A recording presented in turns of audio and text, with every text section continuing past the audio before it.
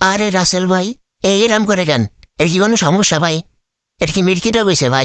দেখি রাসেল ভাই পরবর্তীটা কি করে।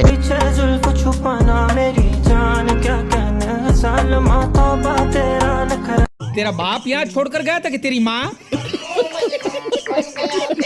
রাসেল ভাই, এ কি ছেলে না মেয়ে? এটা তো দেখি মনে হচ্ছে ছেলে। তাহলে এ মেয়েকে মতো স্বভাব করতেছে কেন ভাই? তার মানে এ কি ডান্ডা সারা ঠান্ডা?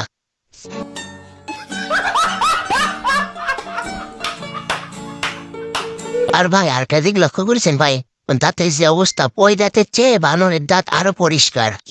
এর মনে হয় কিরমিটা গইছে।